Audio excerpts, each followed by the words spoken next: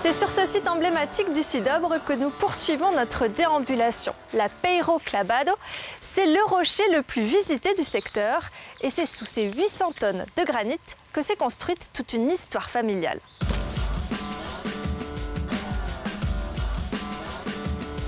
Marie-Hélène a grandi sur ces terres du Cidobre. Descendante d'une famille de tailleurs de granit, elle connaît par cœur chaque légende et chaque rocher. Peiro, pierre, clavado, clavat, fermé à clé, clave, fermé à clé comme un claveau. Et je vais vous le montrer, la clé de la Peiro Clavado. Elle est là. C'est un secret. Là, voilà la clé de la Peiro Clavado. Dans le standard architectural, c'est la clé qui tient cette Peiro Clavado.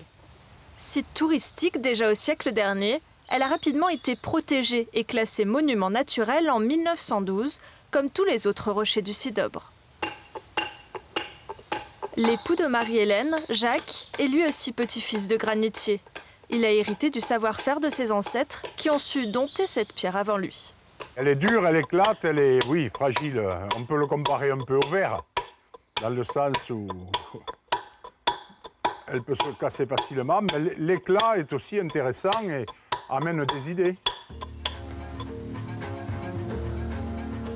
Quand les premiers frimas isolent le sculpteur dans le coin d'atelier où ronronne le poêle, qui enfume le haut des formes minérales, le temps insuffle à l'art une exquise lenteur. Dompteur de granit et de mots, Jacques Bourges puise l'inspiration dans la matière, de formes douces et arrondies, aux arêtes prononcées sur lesquelles se heurte la lumière. On travaille sur la matière et c'est sûr qu'elle a une influence sur nous. Certains ont dit même qu'on avait peut-être du granit dans les gènes. Il faut être un peu jobard pour travailler, mais quand on est né là-dedans, on a du mal à s'en sortir, quoi. La relation entre l'artiste et son territoire, on la retrouve un peu partout dans le Cidobre. Du haut de ses 5 mètres, le tailleur de pierre rend hommage à un savoir-faire, fierté de toute une population.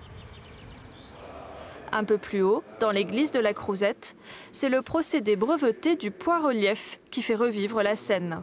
Le tableau se révèle alors sous l'accroche de la lumière.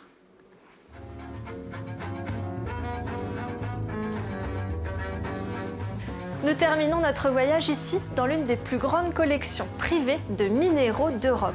Cet ancien atelier de tailleur de pierre est aujourd'hui l'espace Jean Cros et c'est Marie-Clotilde, la fille de Jacques, qui perpétue la tradition familiale.